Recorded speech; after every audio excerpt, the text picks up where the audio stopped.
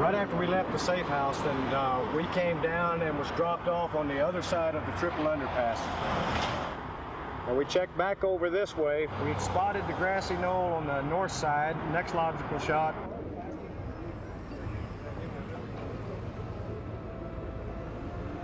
I don't know if we will ever know how many shooters there were. My investigation shows that Johnny Roselli was there, Chuck Nicoletti was there, James Fowles was there. I'm fixing to lose my fill of fire. And at this point, either I shoot or I can put it in a suitcase and leave, one or the other. I took the shot. I fired one shot only.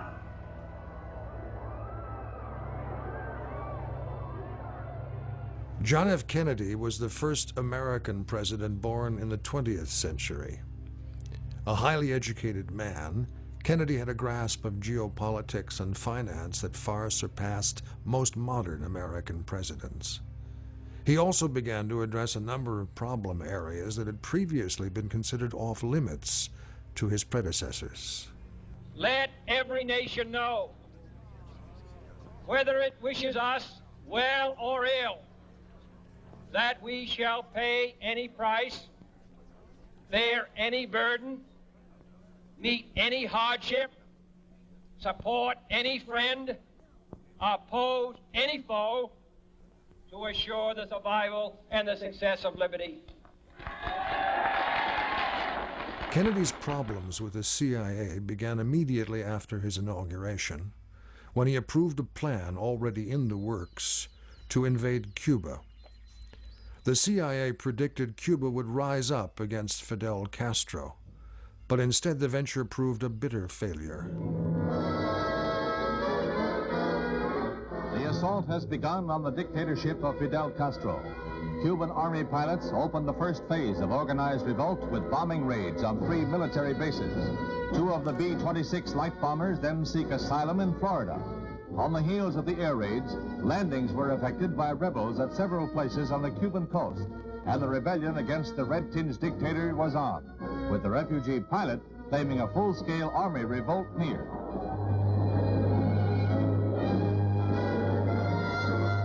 In Havana, Acting Foreign Minister Olivares shows diplomats rockets fired from the Cuban raiders, which he claims have U.S. marking.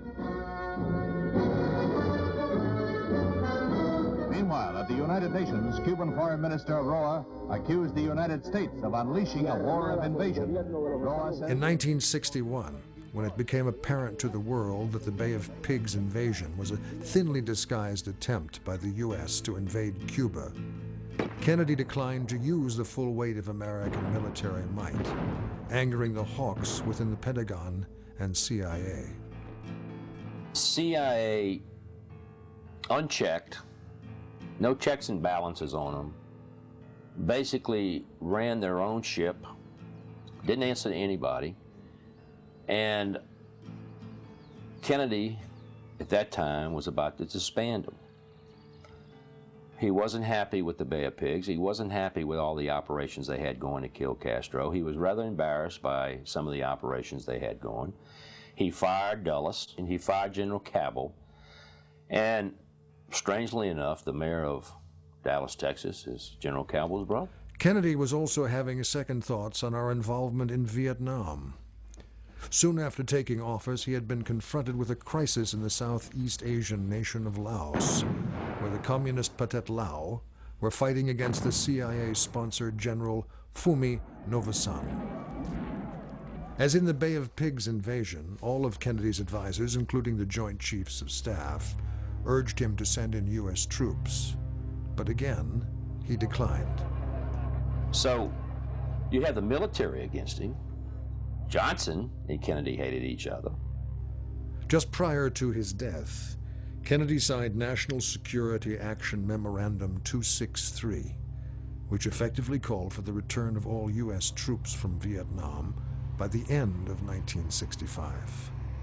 Kennedy's disengagement orders were countermanded days after his assassination by this security memorandum authorized by his successor, Lyndon Johnson. The initial draft of this order was dated November 21, 1963, a time when Kennedy was in Texas and the day before he arrived in Dallas. Not only are you looking at things getting tight for CIA, you're looking at things getting tight for the mafia.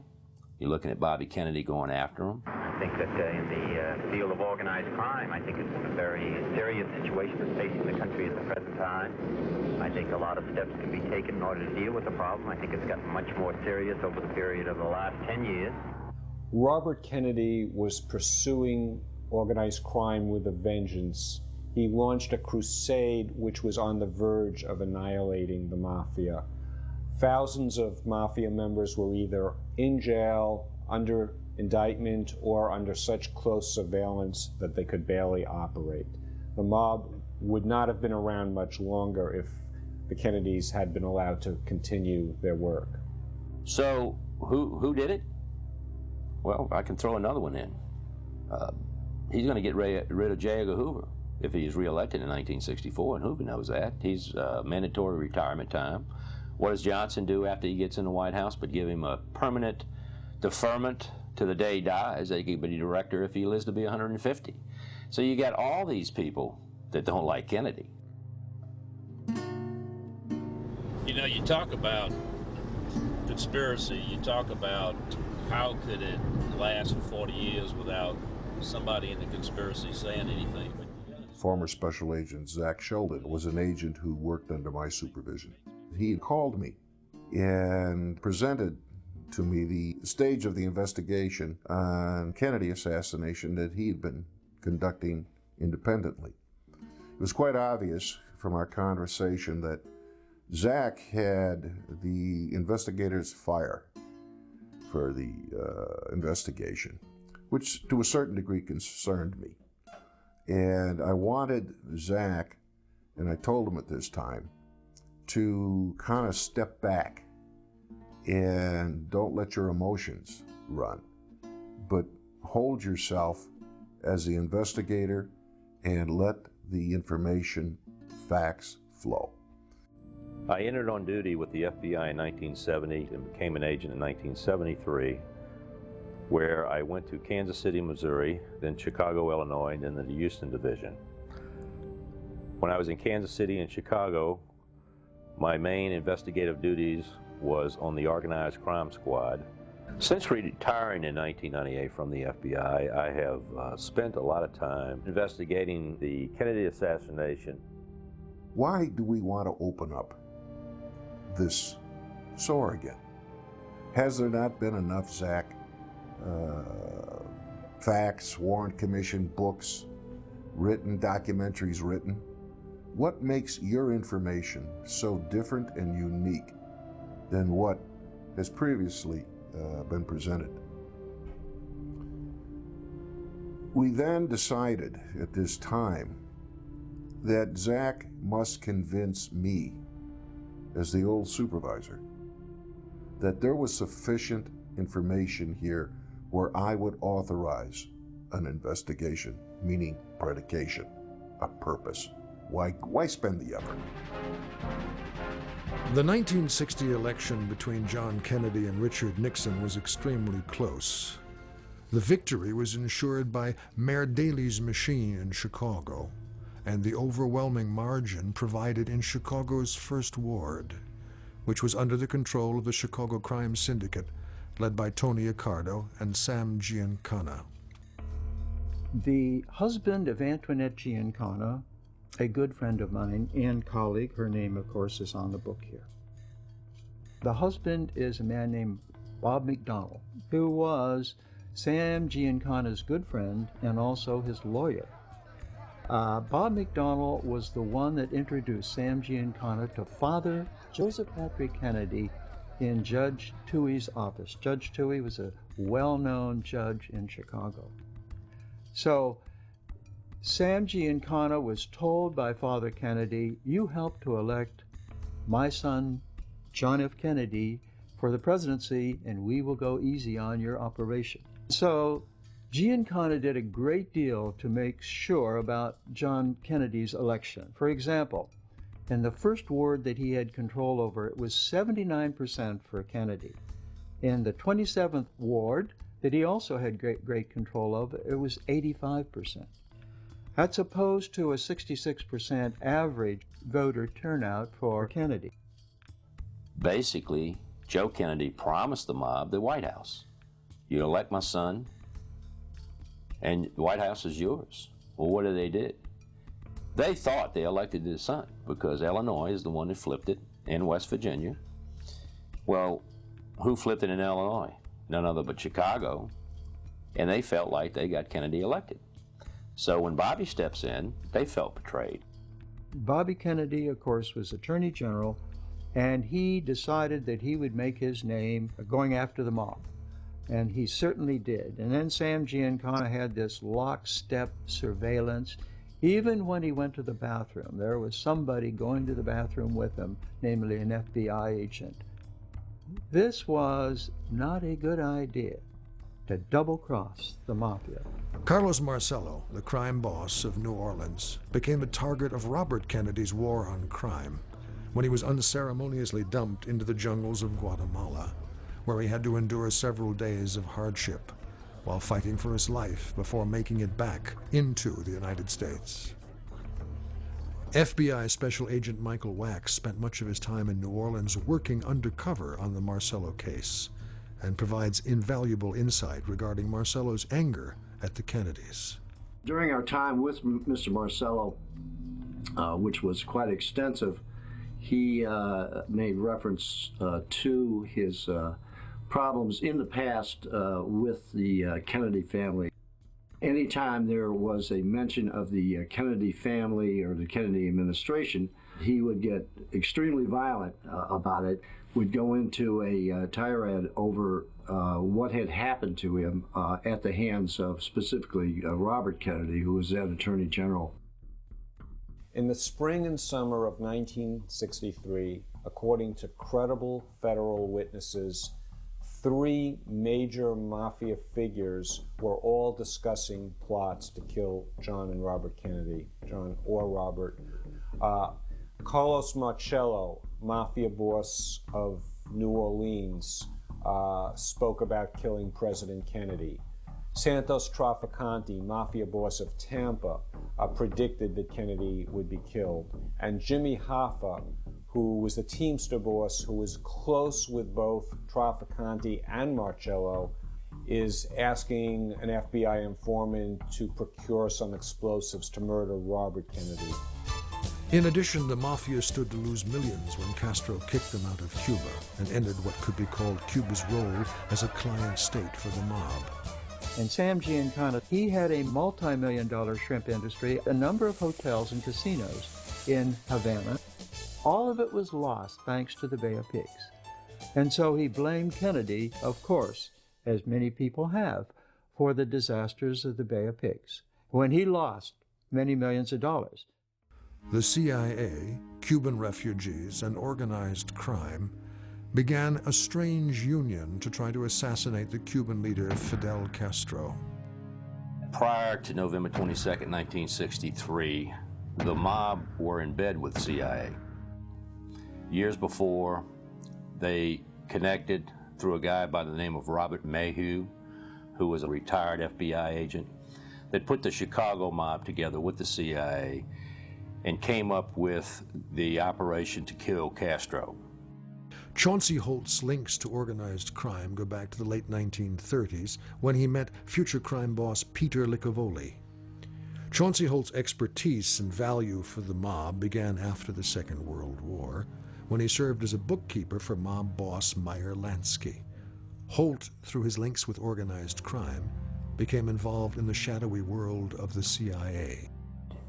Of the plans that they had, the one that ended up with Mongoose was the most ridiculous of all, in which they decided they would use organized crime, feeling, I guess, that organized crime is skillful at that sort of thing.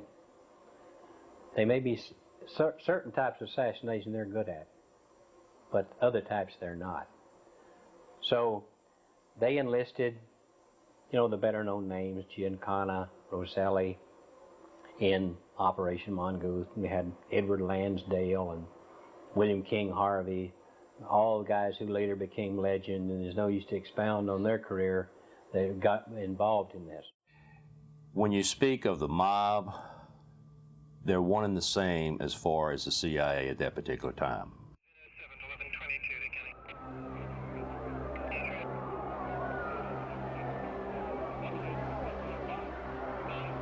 The course of the entire nation changed when gunshots rang out in Dallas. The accounts of the assassination varied depending on where people stood in the plaza. Many people near Houston Street said shots came from the area of the Texas School Book Depository, a private company that warehoused school textbooks for a number of publishers. However, over 75% of the bystanders in the plaza said shots came from a slope, which came to be known as the Grassy Knoll, located north of the Triple Underpass in Dallas. In fact, the Grassy Knoll was where many bystanders rushed immediately following the shots which hit Kennedy. Those between these two locations, such as World War II combat veteran A.J. Milliken, reported shots from both directions.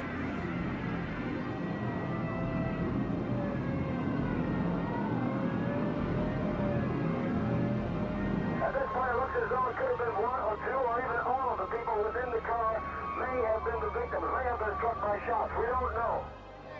I'm pulling in now toward Parkland Hospital, coming to the approach. An officer waving me down.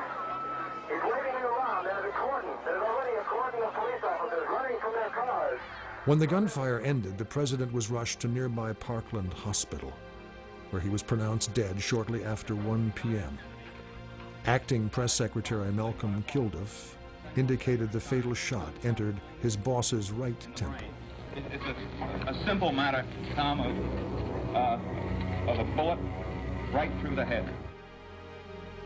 Meanwhile, back in Dealey Plaza, attention was directed to the Texas School Book Depository, where a rifle and spent cartridges were found on the 6th floor. Shots apparently came from the 5th floor of the Texas Bookstore Depository building, possibly from an automatic cut weapon. Police were looking for a young white man dressed in a white shirt with Levi's.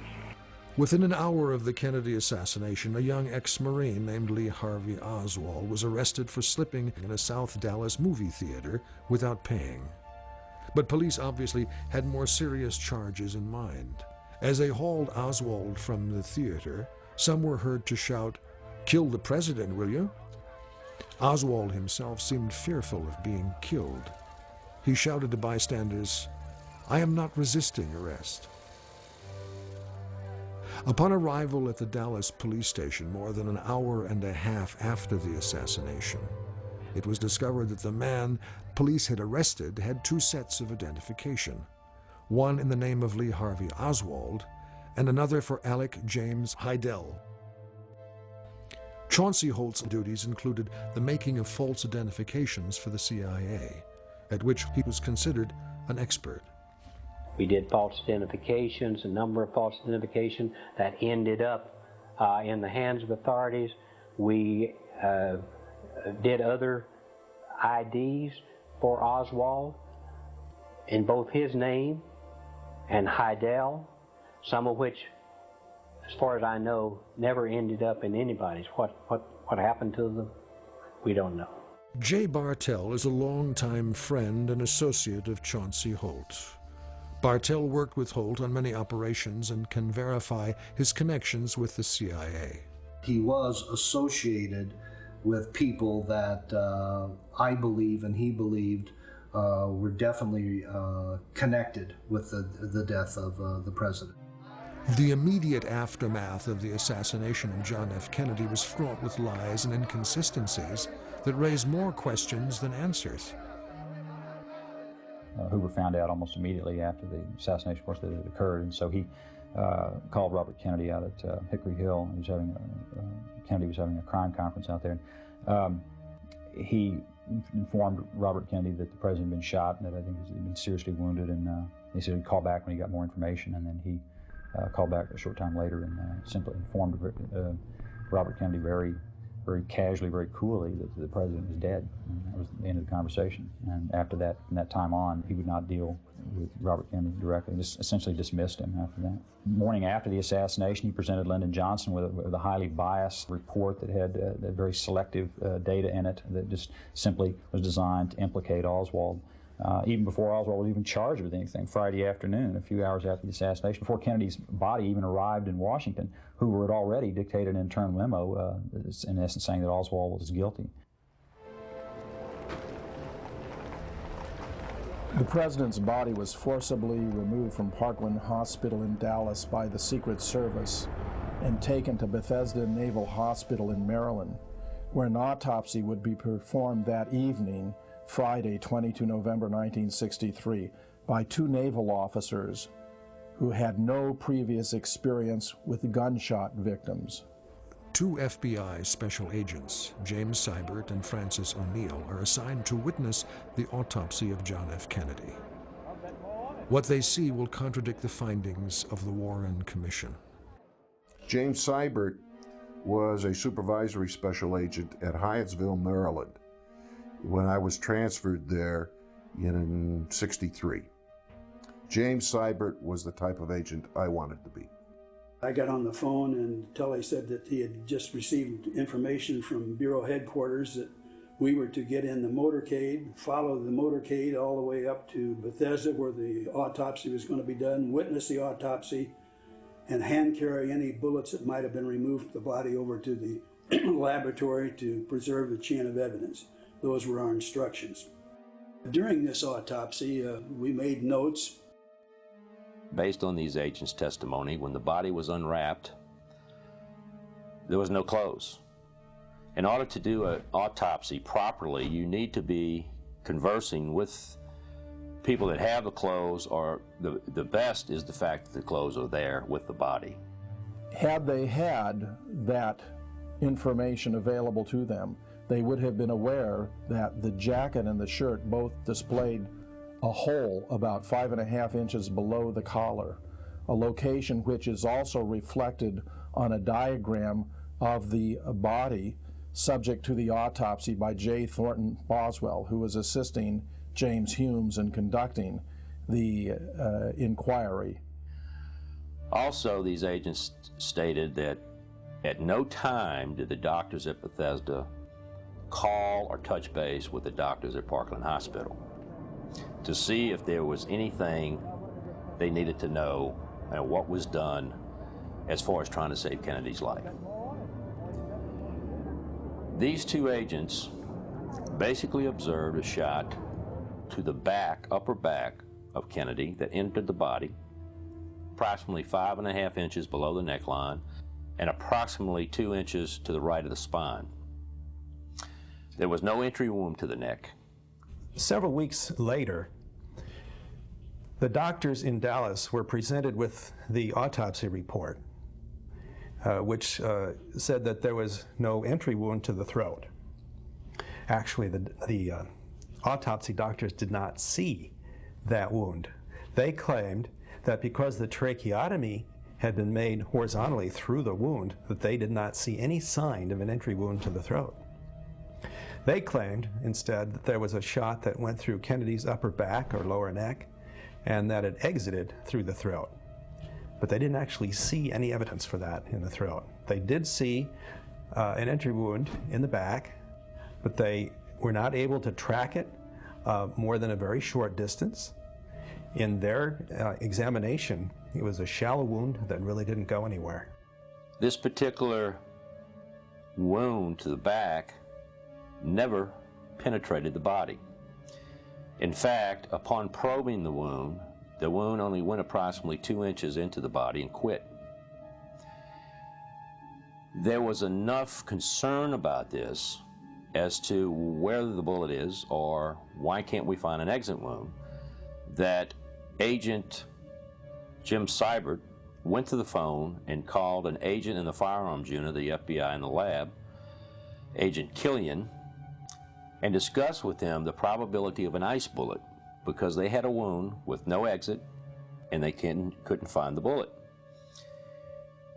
Agent Killian said, "I think I can solve your problem because a Secret Service agent just brought a bullet in that was found on Kennedy's stretcher at Parkland Hospital, not Conley's stretcher. Doctors in Dallas and at Bethesda Naval Hospital in Washington, D.C., gave conflicting descriptions of Kennedy's wounds. Dallas doctors all reported a massive hole in the right rear portion of Kennedy's head. The Washington, D.C. doctors described the hole near the top of the head.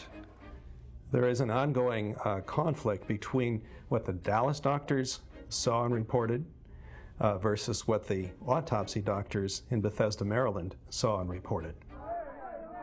In Dallas, Oswald was proclaiming his innocence at every opportunity. Oswald, did you shoot the president? I didn't shoot anybody, sir. I haven't been told what I'm here for. Do you have a lawyer? No, sir, I don't. He even claimed to be a patsy, one who has been set up to take the blame for the real culprits. No, they're taking me in because of the fact that I lived in the Soviet Union. I'm just a patsy. Here he comes. Now the prisoner, The case would take a bizarre turn 3 days later when Lee Harvey Oswald was himself assassinated by a small-time hood from Chicago by the name of Jack Ruby. Officer, he's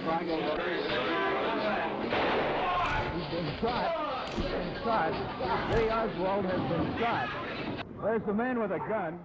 Jack Ruby was a associate member of organized crime back in the 30s and 40s and early 50s in Chicago. Jack Ruby got involved in narcotics transactions, which were strictly forbidden by Chicago organized crime.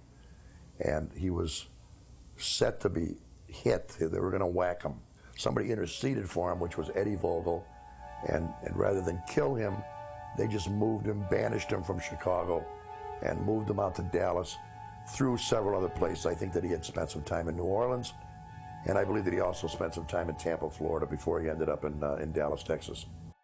Prior to the assassination, Ruby, I wouldn't by no means call him a mafia boss. I wouldn't maybe put him in the top 5 in the Dallas mob hierarchy, but he was definitely a mid-level, significant mobster. He's a frequent associate of Joe Civillo, the mafia boss of Dallas.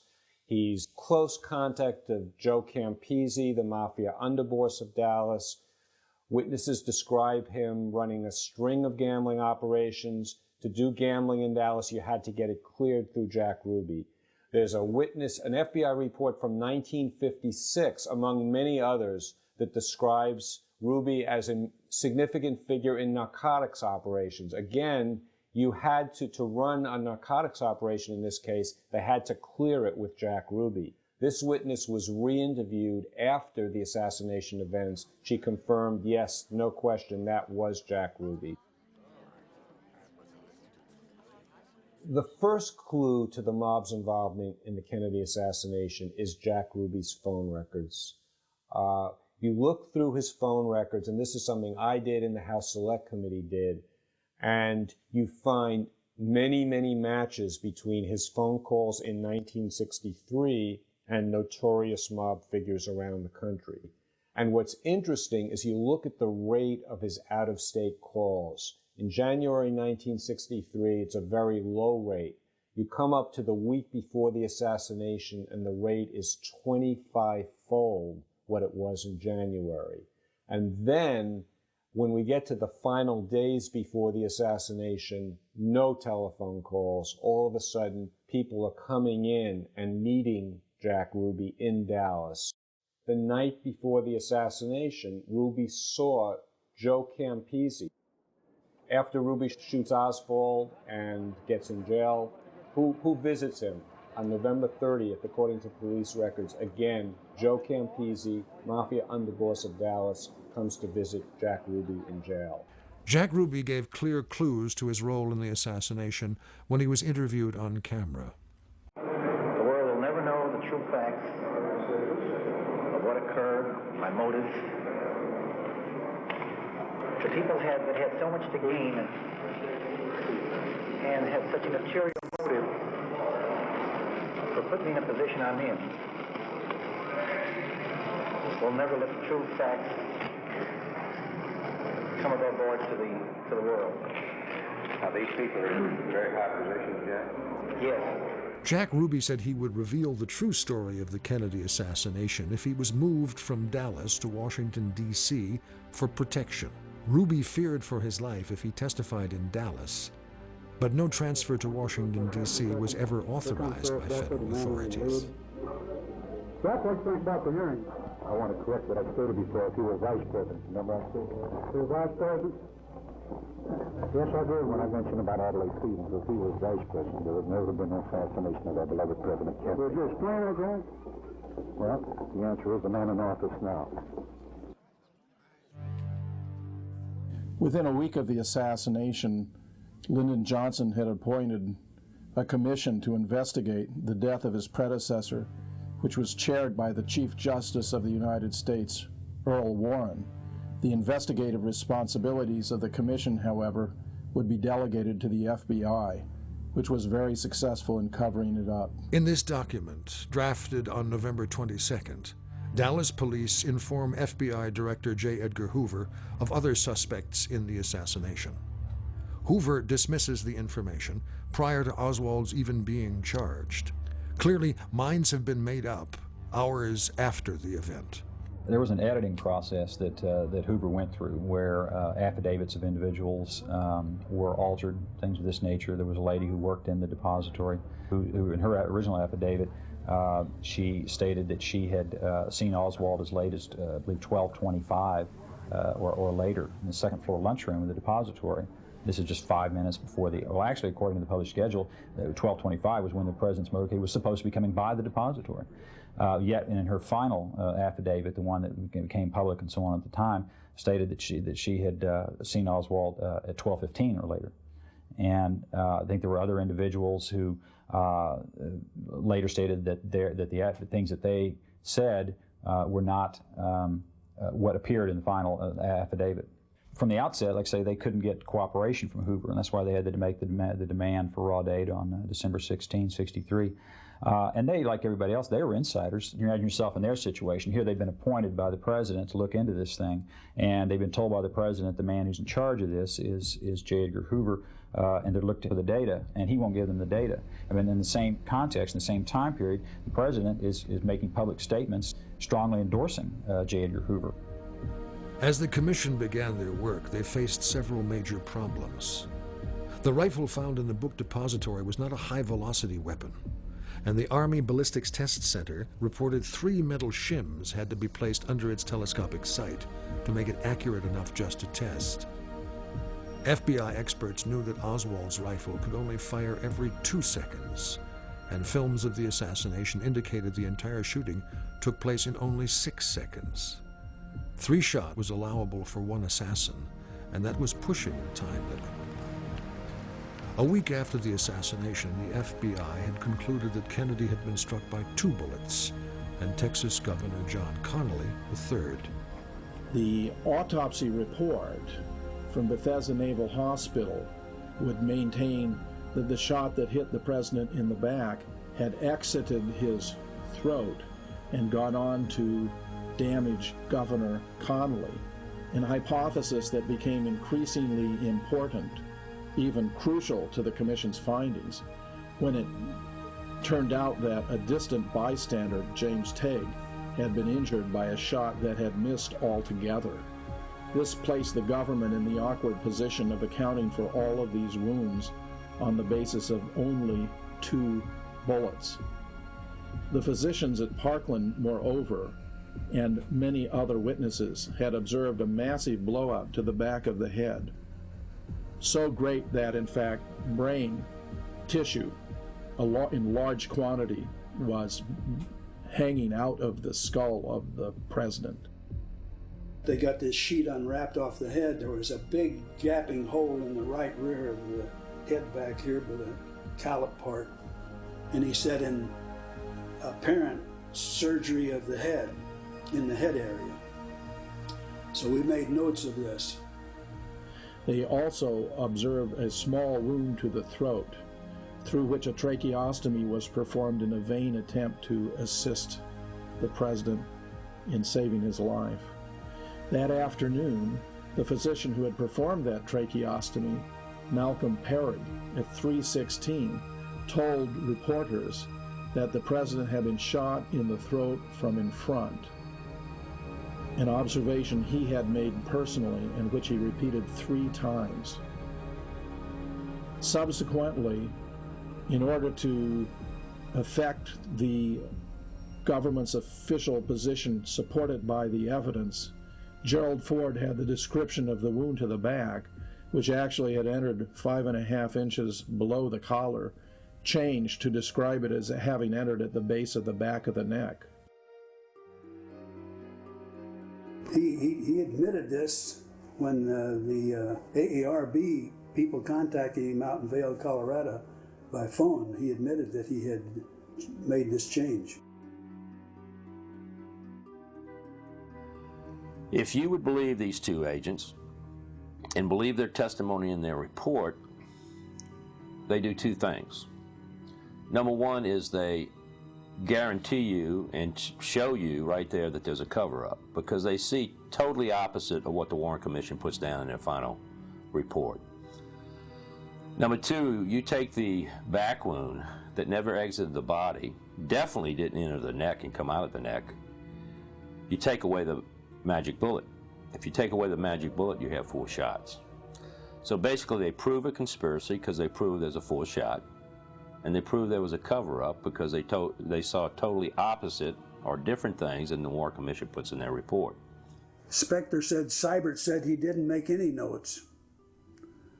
And he said O'Neill made just a few and destroyed them. And when I read that, I could feel the heat coming up on the back of my neck. And I made the statement, and it's in the record, in the archives, that's a false statement.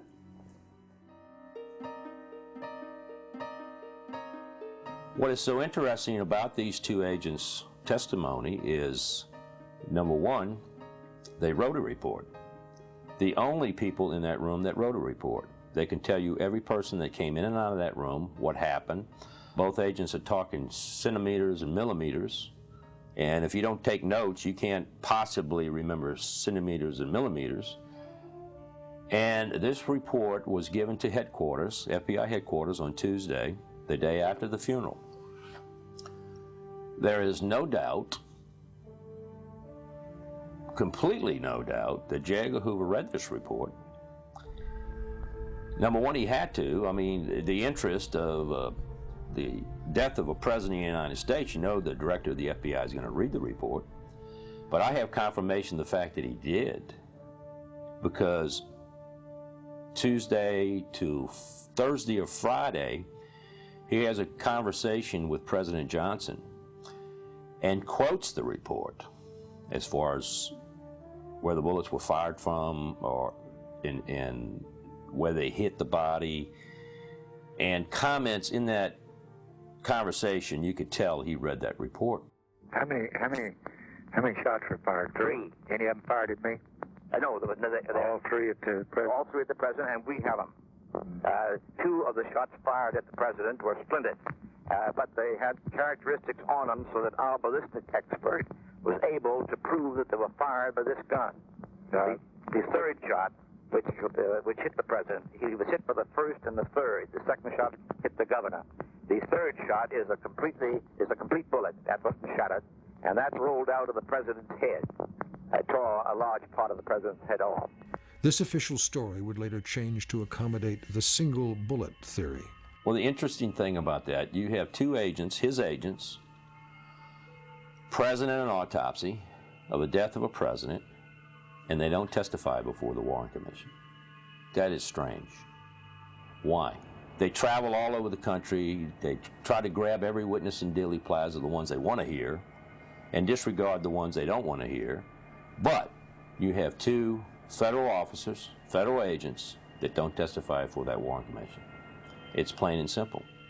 They didn't want to talk to them because they saw something totally different than what they wanted to hear. Once they arrived at the conclusion, and that was done already the day of the death, the day of the autopsy, that Lee Harvey Oswald was a sole assassin, then everything had to fit. That all the shots had to come from back to front, from right to left, and from up downward. And no matter what they had found, it was going to be squeezed in. That's what gave birth to the single bullet theory.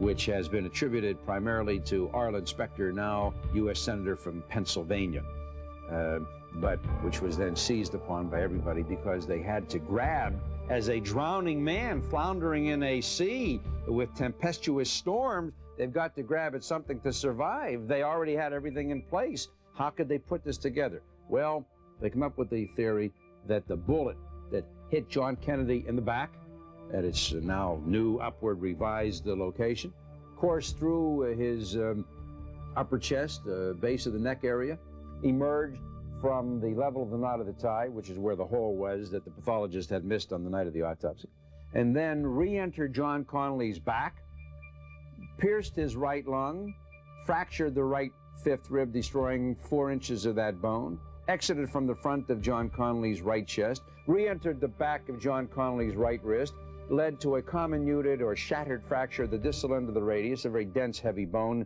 in a 6'4" guy like John Connolly, severed almost completely the radial nerve, which is the nerve that permits the thumb to hold something in that position with the fingers, exited from the front of the governor's right wrist, re-entered the governor's left thigh, went down, struck the femur, the large bone from the hip to the knee, bounced back out, came out through the same small hole, a quarter of an inch or so in diameter in the skin, and then from his clothing onto a stretcher. And you see, that is the single bullet theory. That stretcher bullet, Commission Exhibit 399, that we critics refer to as the magic bullet, that is the hero of the Warren Commission report. That is the sine qua non. That is the linchpin, the keystone. Without the single bullet theory, you cannot have a sole assassin. My favorite picture of all the pictures, and it's one for which I take no credit, but it's the one that if I had to give up every single thing, including the Zapruder film, this is the one thing that I would hold on to that totally destroys them, and that is the pictures. It's a composite which they made, and to this day, I bet you they'd give anything not to have made that composite. It shows sample bullets fired into cotton wadding. It shows a sample bullet fired through a goat carcass breaking one rib, and it shows a sample bullet fired through a human cadaver breaking a radius. They had no bullets that broke both bones, as they claim the single bullet, 399, did.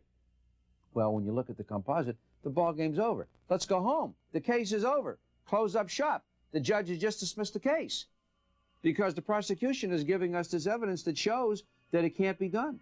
There is the stretcher bullet in all of its pristine grandeur. The bullets fired into cotton wadding have just as much deformity at the base. That's just from firing.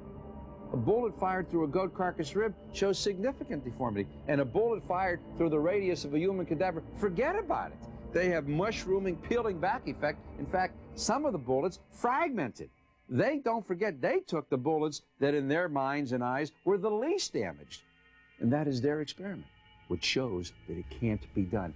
Here are bullet fragments taken from Governor Connolly's body during his surgery following the JFK assassination. It is interesting to note that there are more fragments here than missing from the Commission's bullet. As can be seen in this X-ray of Governor Connolly's broken wrist, there were more metal fragments still in his body than are missing from the slug the Commission claimed caused the wound. This is also supposed to be the same bullet that passed through President Kennedy's neck, as depicted in this Warren Commission drawing. But the problem remained that no bullet ever passed through Kennedy's neck. The bullet that struck him from behind struck below the shoulder blades to the right of the backbone. This is clear from the bullet hole in both Kennedy's bloody shirt and jacket, and is shown in this official autopsy diagram.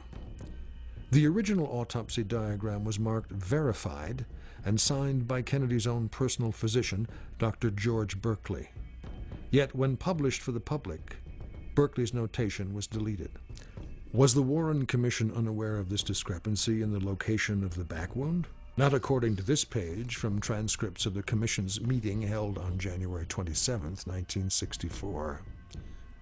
Chief Consul J. Lee Rankin himself stated it was apparent that the wound was below the shoulder blades, well below the level of Kennedy's throat wound.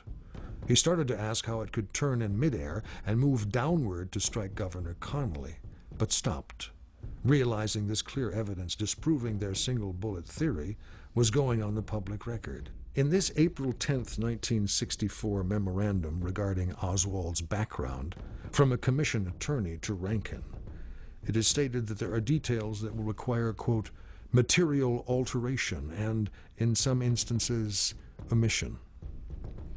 We can see that the Warren Commission knowingly omitted and altered vital evidence in the case. But what about the FBI, which was the primary investigative agency?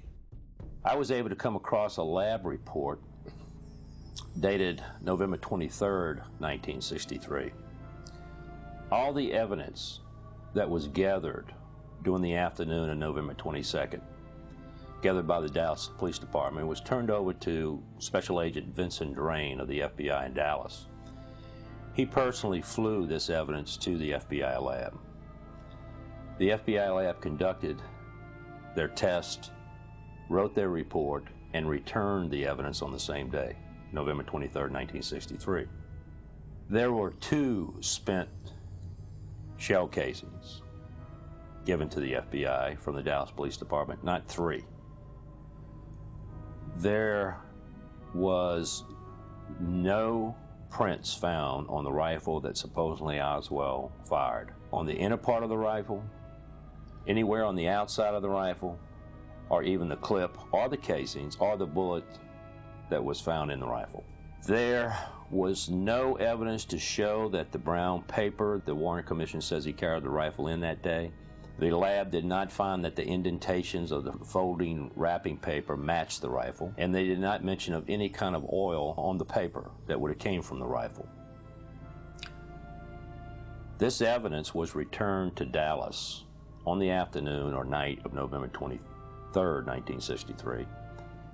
And it just so happens that on Monday, the fingerprints are found on the rifle. And also, I think it was Monday or Tuesday is when the 3rd casing shows up. That just so happened to be in the pocket of one of the police officers on the search. Government documents show the assassination rifle was shipped back to Dallas on Sunday, November 24th, 1963, and that an FBI team spent a long time in the mortuary with Oswald's body the next day. Paul Grudy, the funeral home director, said years later that he was there when the FBI put that rifle in Oswald's dead hand. I had trouble getting the fingerprint ink off his hands in time for the burial, he said. Yet a blurry palm print belatedly produced by a Dallas police officer and identified as belonging to Oswald was instrumental in convincing the public of his guilt. Other seemingly strong evidence against Oswald fell apart under closer study. This Dallas police evidence sheet shows only 2 fired cartridges were recovered in the book depository. Days later, a 3rd cartridge conveniently turned up. The bottom of the evidence sheet carries a line showing a paraffin test on Oswald, indicating no gunpowder on his hands or face, only nitrates on his hands, which could have come from any number of sources. Yet this evidence supporting Oswald's innocence was deleted from the sheet as presented by the Warren Commission. Such mismanagement of evidence could not have been accomplished by Fidel Castro, or the Soviets for that matter. Only powerful forces within the federal government could have accomplished such acts of deception. The Warren Commission heard testimony that tied Oswald even closer to the FBI. Texas authorities told the commission they had developed evidence that Oswald was working as an informant for the Bureau. They gave his informant number, T179, and said he was being paid $200 a month. The Warren Commission declined to accept this information, although it may have explained reports of Oswald's cashing checks and money orders close to that amount. In January '64, at Warren Commission executive session meetings, they were openly stating the fears that we have a situation here where Hoover is essentially telling us to pack up and go home and just issue a statement agreeing with him that it was just a lone nut. By February of 1964, following a barrage of condemnation in the mass media, the whole nation was convinced of Oswald's guilt. Talk of conspiracy faded in every quarter except within the private conversations of Warren Commission members. By all accounts, the Warren Commission met behind closed doors, heard secret testimony, and brushed aside any evidence which did not support their predetermined verdict, that Lee Harvey Oswald was the lone assassin. 3 of the commissioners, Cooper, Boggs, and Russell, all later reversed themselves and voiced doubts about the commission's conclusion that Oswald had committed the assassination alone.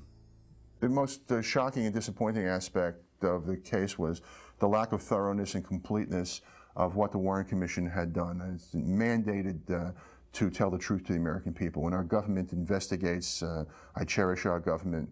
I'm a believer in our system, and I've spent my career supporting our system. And as someone who served in the government, both as an assistant district attorney and as a mayor of a city and a city council, it's incumbent upon representatives of the people to tell the people the truth. And the Warren Commission didn't do that, and that to me is terribly regrettable. The Warren Commission's report became the official government version, but it is not the only investigation that took place regarding the assassination of John F. Kennedy.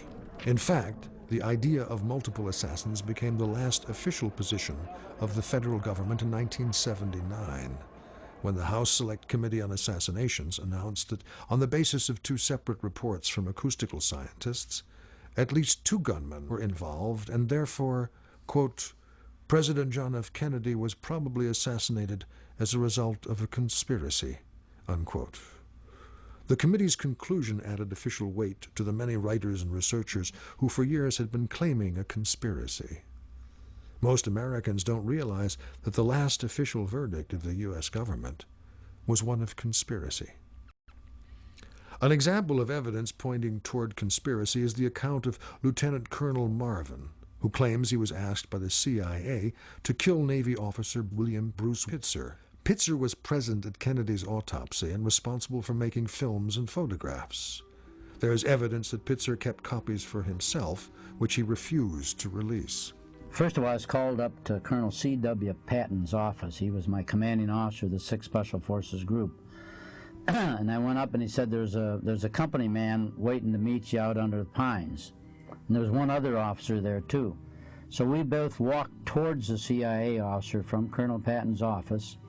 And when we got so close to him, I went ahead and the other fellow stayed back.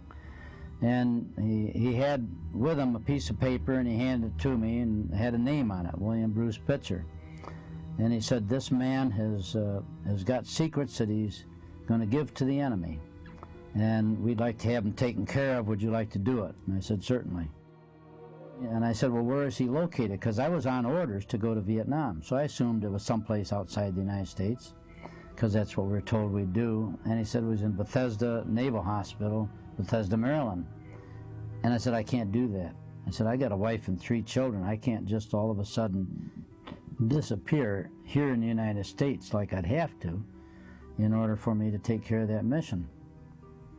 And he said, you mean you refused to do it? And I said, yes. But I said, you understand why? I said, you know what we were taught. And so he just dismissed me.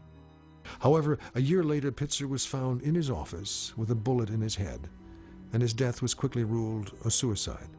Then, in 1993, they had a 30-year anniversary of JFK's assassination special. I was watching that program, and at the end of the program, they rolled a list of 42 names of men who had been involved one way or another in the assassination or its aftermath. And one of the names was Lieutenant Commander William Bruce Pitzer, and I about fell out of my chair. I got goosebumps all over me. And I said, he wasn't selling secrets to the enemy, he was doing something else. So I immediately set about, and with the help of a friend of mine, I located his widow, who still lived in Maryland. And I talked to her on the phone twice, recorded both times, and told her that I'd been asked to kill her husband and why. And she told me that he had the actual photographs of the Kennedy autopsy, both film and slides, and that she had been told by 4 different Navy intelligence officers to not talk to anybody, not even family, about her husband's death. And are you a Marxist? Well, I have studied Marxist philosophy, yes, sir, and also other philosophers. But are you a Marxist? I think you did admit on an earlier radio interview that you consider yourself a Marxist. Well, I would very definitely say that I am a Marxist. That is correct. But that does not mean, however, I'm a communist. A new witness, Judith Very Baker, has emerged in the case.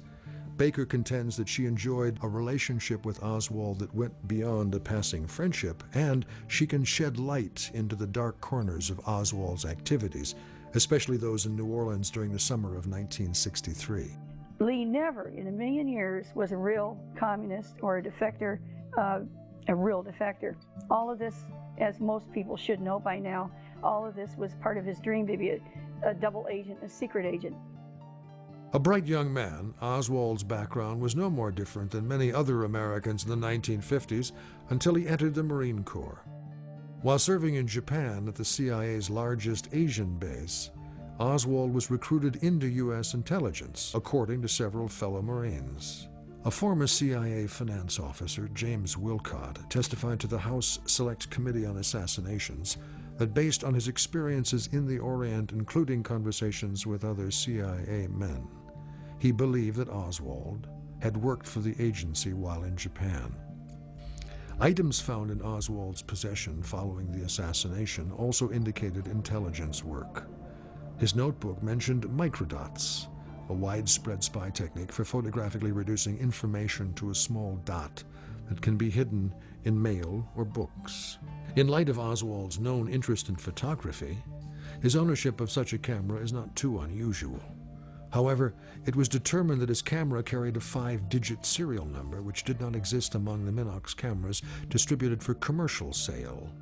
Minox officials declared Oswald's camera carried an unregistered number, indicating it must have been issued by some government agency. If Oswald was not doing intelligence work, why did he possess a spy camera? All this supports Judith Baker's claims that Oswald aspired to become a double agent. He said, you know, when I was in New York, I led 3 lives, and it changed my life. And then he told me all about how he had seen this program with Herbert Philbrick, and that he had been a double agent, okay? And this inspired him incredibly. In 1976, a CIA document surfaced stating that the agency considered Oswald for recruitment. This contradicted the sworn Warren Commission testimony of CIA official Richard Helms, who stated the agency had never even contemplated any contact with Oswald. This document, written by an unidentified CIA officer 3 days after Kennedy's assassination, states, "We showed intelligence interest in Oswald and, quote, discussed the laying on of interviews." A CIA 201 file on Oswald was discovered only in 1977. The existence of this file came to light after a Freedom of Information Act request was pressed by assassination researchers. At least 3 former CIA officers have stated publicly that the mere existence of a 201 or personnel file on Oswald indicated a relationship between the ex-Marine and the agency. The following quotation, written by respected military historian Dr. John Newman, clarifies Oswald's relationship with the CIA. Quote, "Within the labyrinth of Oswald's intelligence files at CIA headquarters is a set of papers which together demonstrate that the agency had a keen operational interest in Oswald's activities during the 8 weeks before the murder of President Kennedy. Newly released documents prove that the CIA was spinning a false yarn about Oswald before the assassination. The accused assassin of the president had been involved in very sensitive CIA operations. The CIA has doggedly withheld some of these details from public view," unquote. If Oswald was working as a government agent, as the evidence indicates and his mother has always claimed, what was he up to? What was he doing on behalf of his intelligence handlers? Considered a whiz kid while she was still in grade school, Judith Very Baker soon found herself in the shadowy world of military and intelligence services. I can't prove the kind of things we were doing there, but I do know that, for example, I was working on a blood sedimentation project, and the purpose of it was if you injected live cancer cells into someone and applied this test to it, it would show whether or not the cells took. Now that's kind of serious stuff. Why in the world would you want to have such a material developed or such a test developed, and for what would it be used? I have researched an entire collection of newspaper articles which were written about her back when she was still a high school student and somewhat of a superstar, because they were all expecting her to go out and find a cure for cancer. And I know that these documents are real. I've looked at the microfilm from the publication that they were published in, and there's no doubt in my mind that this woman is the same person I saw in the photographs and the articles were about. It is interesting to note that she was trained at a very early age for a very high level of laboratory work in terms of handling cancer-causing viruses. Dr. Alton Ochsner, head of the American Cancer Society, recruited Judith to work in Ochsner's cancer lab in New Orleans, Louisiana. Ochsner was a militant anti-communist, and the secret project Judith was required for was the assassination of Cuban dictator Fidel Castro. While working for Ochsner, Baker met Lee Harvey Oswald, and soon a relationship developed between them. As Lee and I talked, I learned a lot of things about him and about me.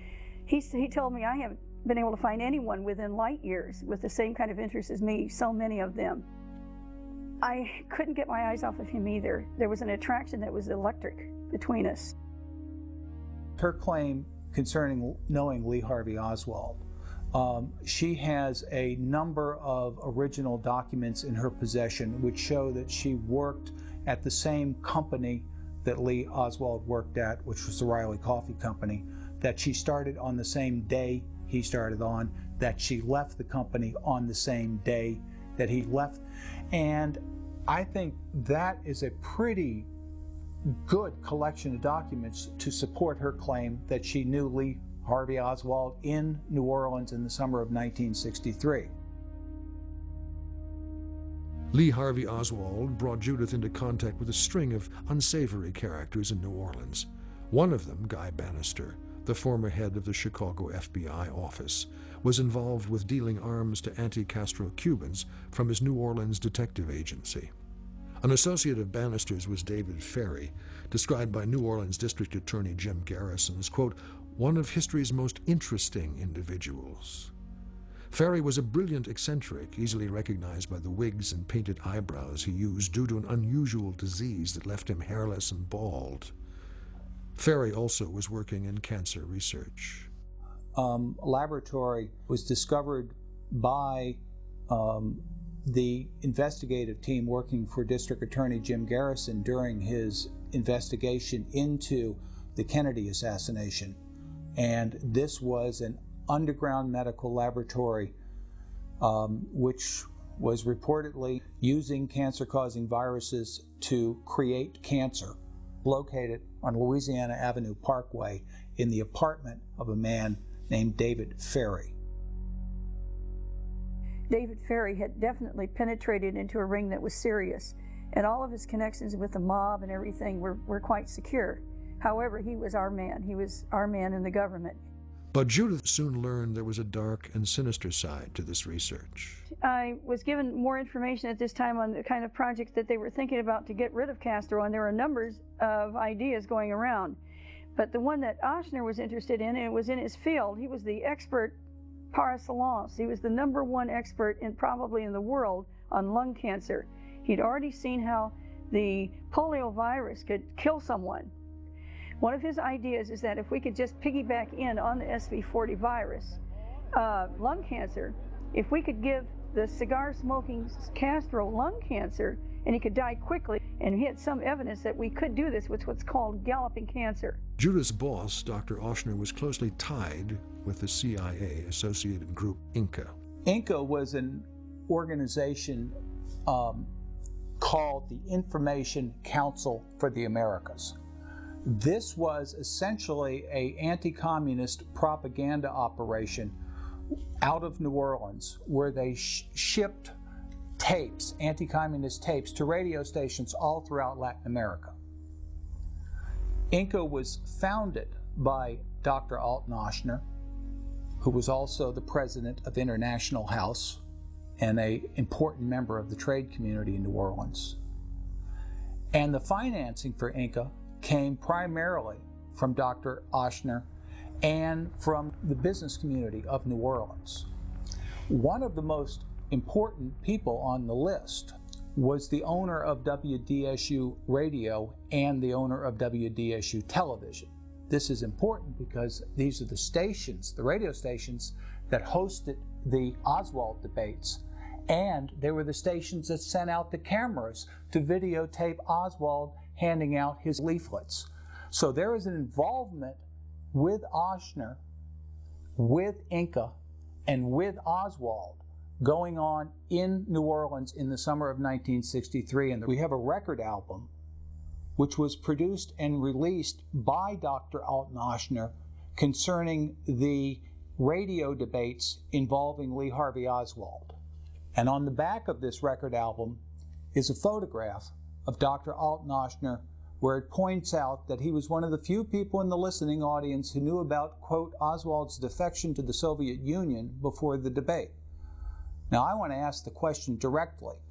This man was the president of the American Cancer Society. What is the president of the American Cancer Society doing getting tangled up with Lee Harvey Oswald? As a cover for their cancer research, both Judith and Lee Harvey Oswald were given work at a New Orleans coffee company. They had someone over at William B. Riley Company, which was a member of Inca, and they were all good friends. The whole Riley family was, with Dr. Ochsner and Butler and all of these people. They were all working together. There were a lot of money was running back and forth and supporting Ochsner's anti-communist activities. And in the Riley Company, they only hired the finest people that were anti-communist. They were anti-Castro, and then they had pristine reputations. Lee Oswald is hired by Riley he's got a bad Marine record by now. He's been to Russia. He has a Russian wife, and he, on the surface, has been a Marxist, someone who was a defector. He is being hired by the same company that won't let anybody in who has a breath of nastiness about them. And here, Lee Oswald is hired without any problem. After a brief interview on May 9th, he's hired on May 10th. With Judith covering his absences, Lee Oswald would slip through a next-door garage where government cars were parked and journey on to the nearby office of Guy Bannister or to the cancer lab in Ferry's apartment. On more than one occasion, the garage owner saw Oswald and government men handing off envelopes to each other. Chauncey Holt, through his work with the CIA, was ordered to create a series of pro-Castro leaflets for Lee Harvey Oswald. Sometime between April and June of '63 was when we first delivered the first documents and the first leaflets that we delivered to Oswald. First of all, he was posing as pro-Castro, and he had a very good reason. What the problem was is there were 3 ships that were coming in from Colombia or Venezuela, I can't remember anymore, and they wanted to unload this ship that was coming in, and it looked like boxes of furniture. In the bottom of these boxes of furniture were guns, and they took them out through New Orleans to various vendors who were really anti-Castro people, and that's how they were getting their guns. Lee was involved in this, and he actually pamphleted the WASP. Is because we had stevedores, a lot of them were Cuban, worked together. We didn't know who was pro-Castro and who was anti-Castro, and by handing out the pamphlets, they were photographed and noted across the street while who took them and who didn't, because a number of stevedores and dock workers took these pamphlets, and if they did, they were not allowed to unload this ship. We were advised that Oswald, who was going to give out hand out these leaflets, needed a little moral support, needed a little steel in there, and so we went over to create a presence there. The only thing we knew at that time about Oswald was we had detected the address on there as being 544 Camp Street. We were not familiar with Oswald at all. We certainly knew what was at 544 Camp Street because we had been there before.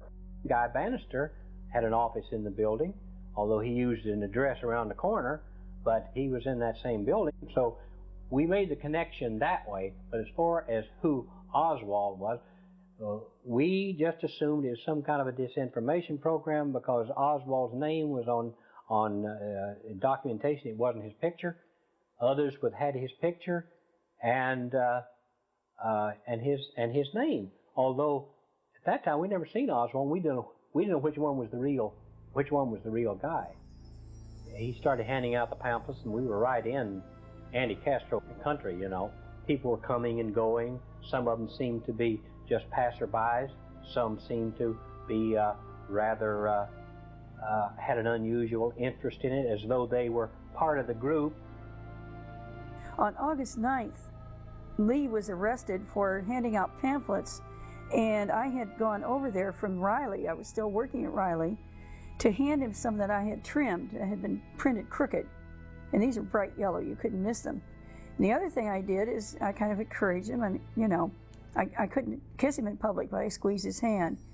And then I had to leave. But some people saw me with him because the crowd had started gathering, and he got arrested at that time, and this had already been planned a long time ago. While passing out flyers on Canal Street, Lee Harvey Oswald was confronted by anti-Castro activist Carlos Bringuier. The altercation that occurred may not have been what it seemed to be. Oswald appeared to be quite jovial after his arrest, and according to Chauncey Holt, Bringuier was not that upset either. When Carlos Bringuier came down there, he didn't seem to be very serious about really whipping Oswald real bad. It seemed like a joke to him. I thought at the time, I thought, well, maybe it was really contrived. Oswald was released from jail the next day to the custody of Emil Bruneau, an associate of Carlos Marcello, and Lee's uncle, Dutz Morant. Lee knew Carlos Marcello not only by sight, but could converse with him. Marcello had known him ever since he was a little boy, running around when Lee's mom was dating Marcello's own chauffeur. While Lee was not working directly for Marcello, both Bannister and Marcello liked the idea that he could move freely between either of them and be able to get along. He was like trusted and respected by Bannister and his associates, and by David Ferry and his associates, which were the mob. These incidents appear to have been the beginning of the framing of Lee Harvey Oswald. As time drew on, he recognized more and more that he was being set up and other things were happening. He was aware of some of these problems, that he wasn't being handled correctly and with the right respect. One time he was even exposed as to identity to another person that he shouldn't have been. And these concerns bothered him. According to Judith, Lee was sent to Mexico City to deliver the cancer cells for the assassination of Fidel Castro to a mysterious man named Mr. B. But a hurricane hit the island of Cuba and made all contact impossible.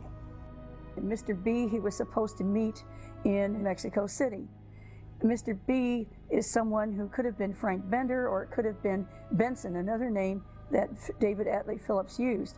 In the 1950s and 1960s, Phillips was the CIA case officer for the anti-Castro Cubans in Havana and Mexico City. The star of David Atlee Phillips rose to CIA Director of Special Operations in his own backyard. Phillips was called to testify for the House Select Committee on Assassinations in the 1970s. Several members of the committee wanted to call him again, for they believed he had not told the truth and committed perjury. One of them was Robert Tenenbaum. I left the House committee when it became clear to me, and Richard Sprague, who was chief counsel and a brilliant lawyer, an honest man. We came to the realization, after the investigation I was conducting and reporting directly to Sprague and the committee and the chairman, who was also a very good man, Louis Stokes, who was the congressman from Cleveland, Ohio, that the committee as a whole was not really interested in finding out the truth. And one of the areas, of course, that came up that disappointed me was the recalling of David Phillips, and there were other matters. I've had an occasion to now review the evidence that has been gathered by Zach. We'd already crossed the threshold of predication, reason to investigate. After reviewing the evidence and information, in my opinion, it has reached the point which I would call probable cause. We have got to go over that information, realize that maybe certain mistakes were made. Maybe there were certain agendas that had to be taken care of for national security. Well, now is the time for truth to come forward. The man that killed Kennedy was James Files. James Files was a member of the Giancana team as a young man, and his immediate boss was Chucky Nicoletti, and Nicoletti's boss, of course, was Sam Giancana. Nicoletti was very much an intrinsic part of Sam's outfit right here in Chicago. Jimmy Sutton was born in Alabama in 1942. He had the name Sutton, which he later changed to James Files. He lived in Alabama for this first 7 or 8 years of his life. Then he moved to the south side of Chicago.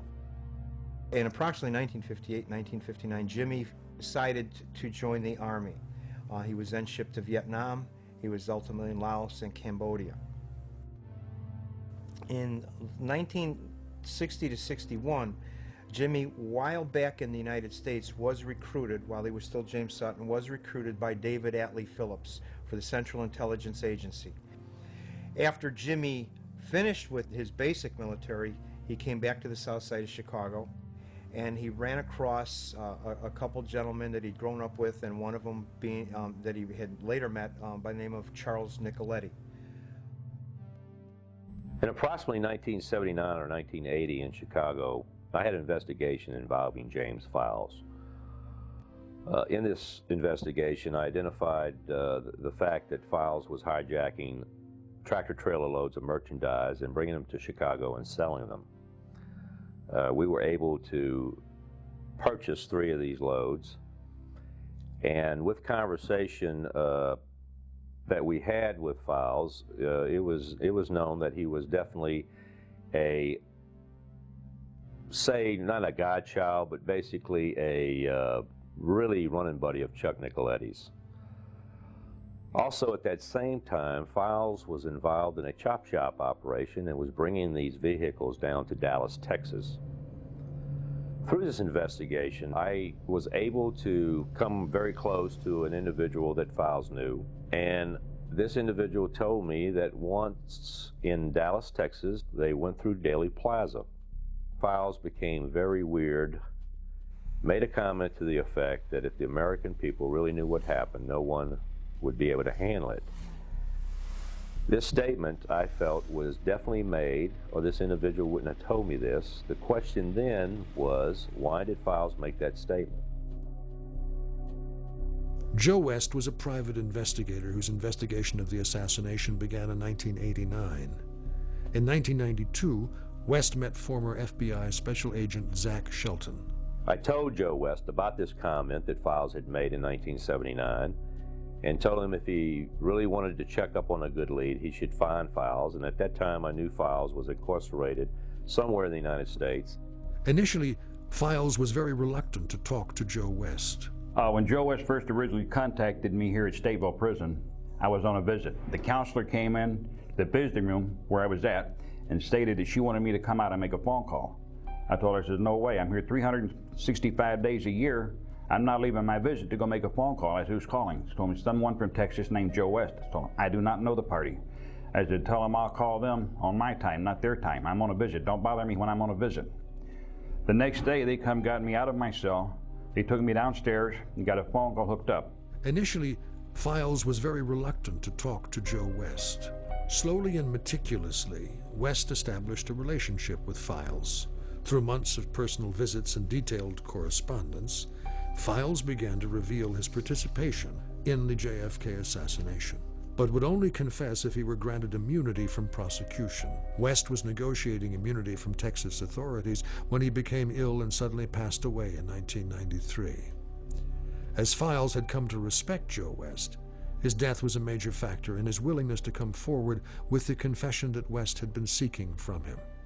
And we know how much effort, at least we have some idea about the effort of the FBI and the CIA in trying to minimize or marginalize James Files, to try to make him to be, somebody wanting only attention, that he had nothing to do with the assassination. Poor guy's in jail, he wants people to think about him, and therefore he claimed that he was part of the Giancana team. Well, nothing could be further from the truth. James Files wanted no attention whatsoever.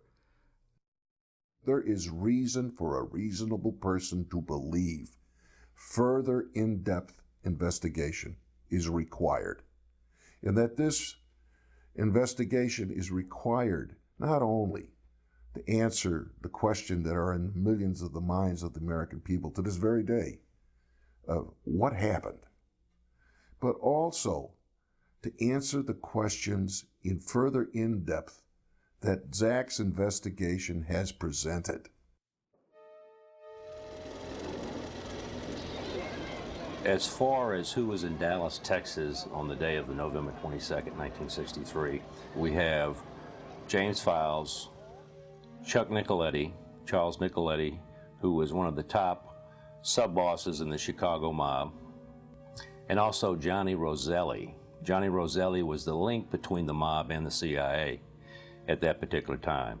And on the morning of November 22nd, 1963, Tosh Plumlee flew into Dallas, Texas with John Roselli. Robert Tosh Plumlee had a long record of working with both the CIA and the military. His involvement goes all the way back to the 1950s. In the 1980s, he appeared to testify at the Iran-Contra hearings, where he said he was a pilot for the CIA. Then you have individuals such as Chauncey Hope, who received a letter from Peter Licavelli to come to the Grace Ranch and pick up Lips, another mob associate out of Detroit, and also Chucky, who was Chuck Nicoletti. Chauncey Hope stated that he drove both of these individuals to Dallas and arrived approximately late night of the 21st or early morning of the 22nd.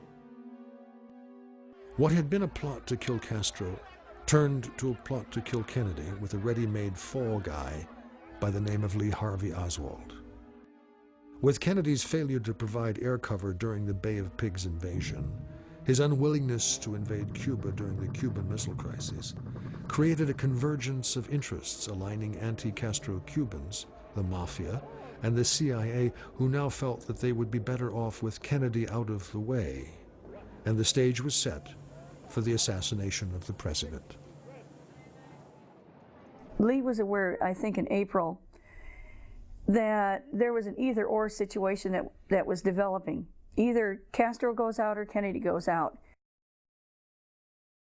I was sitting in the Harlow Grill that evening, playing the pinball machine, and Charles Nicoletti walked in, a man that I did a lot of work with. And he walked in the back room where I was at, says, "Jimmy, let's go." I said, "I'll be with you in a minute." He reached over and tilted the machine and said, "Let's go now." My reply was, "Yes, sir, Mr. Nicoletti." I knew he wasn't in no mood to wait and hang around. He said, "I want to talk to you." I went out, I got in his car, and we went for a ride. And we went for a ride, and he told me, he says, "We're going to do a friend of yours, President Kennedy, JFK." And at this point, I still kind of thought, you know, he was just joking with me. But then he got real serious about it. And then we started talking, and he told me, he says, "What I'm going to want you to do," he says, "I'm going to look around." He says, "We'll search the area around the town here." He says, "You know everything pretty good," he says, "and see where we're going to do it at, what kind of weapons we're going to need, and other things like that," he says. And he mentioned, he said he was going to bring Johnny Roselli in on it. I knew John Roselli rather well. I've flown John Roselli, I would say, perhaps more than 6 or 7 different occasions. The last part of 60, first part of 61. And this was at Biscayne Park. We just came from a meeting place called Sloppy Joe's on Flagler Street in Miami. And John Firentello was the person that introduced me to John Roselli. I was well aware that Johnny Roselli was involved in the government actions. He was like the license between CIA and organized crime, and he was heavily involved in the invasion of Cuba, Bay of Pigs, Chianos Bay, whichever you prefer to call it. But he was also very tight with Frank Sturgis. Frank Sturgis headed up the SAO, which is a secret Army organization. After the incident with Oswald in August of '63, there was a frenzy of activity, especially in September, of producing. We had unusual orders for documents. When Lee was hired at what's called the Texas State Book Depository, that thing was all set up. And Mr. Truly, who was there, thought Lee was working for the FBI. He didn't realize that he might be working for someone else, or it might be some other connection. That whole thing was set up ahead of time. But when the time come, and we knew that it was going to be serious, and we were going to, Chuck was sending me to Texas. We were asked in November to produce a whole range of documentation, including Secret Service documentation, a certain number of pens which they could wear. And we were told that we had to be in Dallas on the night of November 21st. I went down like a week before the assassination. I made 2 telephone calls when I got there. I called Charles Nicoletti, told him that I was on the scene and where I was at in case he had to reach me. I turned around and made another phone call. I called David Atlee Phillips because he always had to know where I was at because he was my controller. CI purposes, special operations, or something that might be needed done. Meanwhile, Lee was telling me, as we had our various phone calls, which were usually at night during the weekdays, and various names were brought up, and I remember Roselli. And one of the last things Lee told me was that I should not forget the name of David Atlee Phillips.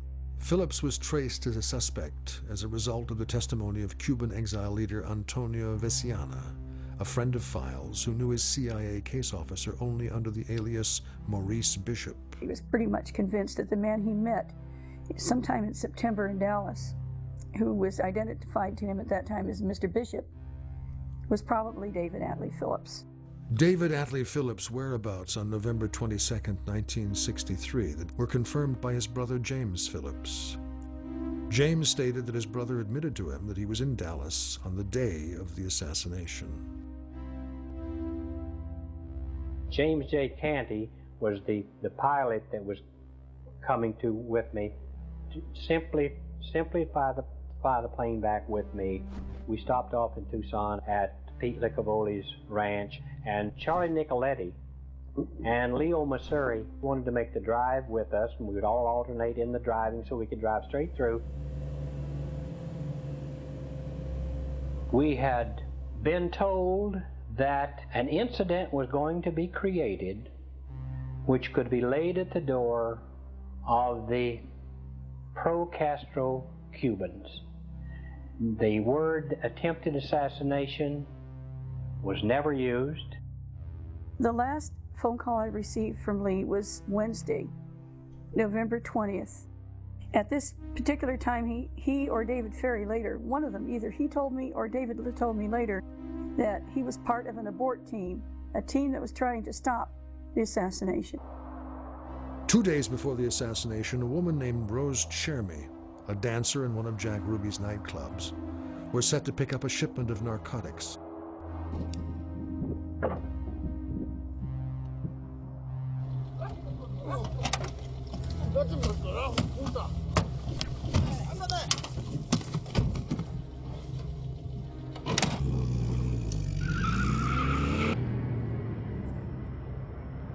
She was later found dumped on the roadside and brought to the Louisiana State Hospital in Jackson, where she informed doctors that President Kennedy was to be assassinated the following day, that the word was out throughout the New Orleans underworld that a contract had been placed on the president.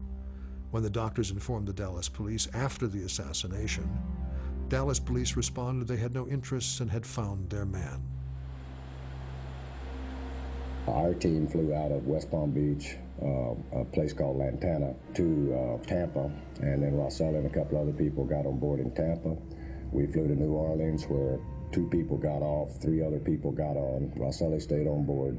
We flew to Houston, and then the next morning we had some weather, and then we left for Dallas. We were heading for Redbird Airport, and we had to make a stop at Dallas Garland because of weather. We were military intelligence. The CIA was running support and coordinating certain flights, making different arrangements or necessary arrangements for us. The impression that I was under at that time, we were flying a team into Dallas to abort the assassination, and John Rosselli was on board that flight, as well as a couple other Cubans and people that were connected with organized crime in New Orleans.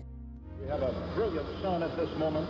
The wind has diminished considerably, and it has turned into a comfortable situation for the hundreds of people who came here to Dallas Love Field. Here is the presidential jet, U.S. Air Force number 1, printed on the side. And there is Mrs. Kennedy, the First Lady, stepping from the plane, and the President steps off directly behind. We didn't arrive in Dallas until early the following morning, on the morning of the 22nd, for the simple reason that we had some car trouble, we hit bad weather, and it took us longer to drive it. We were supposed to deliver all the documents. We were supposed to put them in a pickup truck. They had already identified the pickup truck with a camper shell, had Texas license plates on it, and was supposed to be at the cabana. If that didn't work out, if we had any kind of delay for any reason, the pickup truck was going to be in the parking lot at Dealey Plaza. And that's where we found it. And here comes the president now. He is reaching across the fence, shaking hands. Johnny Roselli, we was on the way to Fort Worth, and I asked him, I said, when did you get in? He said, I got in this morning. He said, I got in early this morning. He said, I hadn't been here a couple hours. And I said, how'd you get in? He said, I got lucky. I flew in on a MATS. I said, MATS. And for people who don't know what a MATS is, that's Military Air Transport Service. And he said he got lucky. He caught a ride on a plane that's sponsored by the Central Intelligence Agency, the CIA. I said, how the hell did you manage that one? He said, I got lucky. He's had somebody there. I didn't ask no more. He didn't elaborate any more than that. I didn't dig any deeper than that. James Files, who has never met Tosh Plumlee, confirms that Johnny Roselli was sent in to abort the assassination. I hadn't seen Chuck in person until I went with Johnny Roselli to Fort Worth and come back. Johnny Roselli got out of the car, went upstairs. Charles Nicoletti come down. Mr. Nicoletti got in the car with me, and we drove to Dealey Plaza.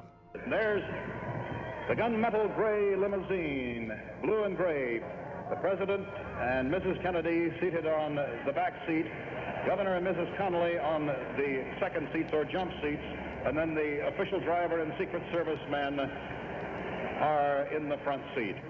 While we're walking around, Charles Nicoletti asked me, he says, how do you feel about being backup? I said, what do you mean backup? He said, how would you feel about being backup as a shooter for me? I said, what happened to Johnny? What's with Johnny? And he said, Johnny's a little bit paranoid on this. He says, the CA's called the hit off. He said, they don't want the hit to go down. And I said, well, what'd you say? Chuck's exact words were, fuck them, it's going anyway. And I told him, I said, well, what about Johnny? He said, well, Johnny's good. Johnny will be with me, he says, but he's not going to be a shooter. He said, he doesn't want to go against the orders. He said, he's been told he flew in here specifically to abort this assassination. It will go Mockingbird Lane to Lemon Avenue, then travel south on Lemon to Turtle Creek, Cedar Springs, through the downtown area on Harwood to Maine, west on Maine to Houston, through the Triple Underpass to Stemmons Freeway, then on to the Trade Mart. Lee told me the attempt to kill Kennedy would be either at the airport when he got off deplaned, except that he said there was so much exposure there it might not work, or it was going to be at Dealey Plaza, or it was going to be at the Trade Mart. Those three areas, locales. And he believed it would be at Dealey Plaza because of the setup and the location of everything. It was just perfect in his consideration. I was taken over to the safe house that was located in Oak Cliff right next to the country club on Bar Harbor Drive. And that's where we congregated. And then from there we went directly in a car down to the plaza and was dropped off. And our objective there on the plaza was to go in and be spotters to try to stop cross-triangulation gunfire on an ambush.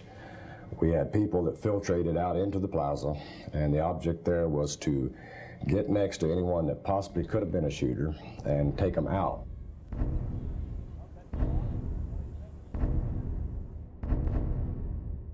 Our instructions were very generalized and in some respects actually bizarre looking back on it. We were told that, look, there may be a lot of confusion here, and if there's anything goes wrong, that sitting on the siding would be this train. They identified the number of the Rock Island train. They said that the train apparently be locked on one side, but on the other side that it would be unlocked. The train would not be searched. We could go into the train and we would be concealed.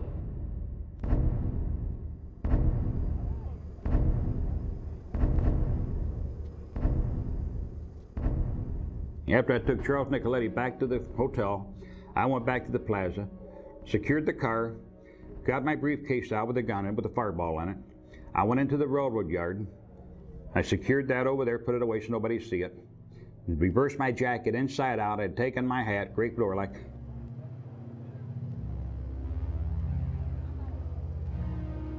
We, at this point, came down, and at that time, the motorcade was about turning, or maybe halfway between the county jail and the turnoff, right through there.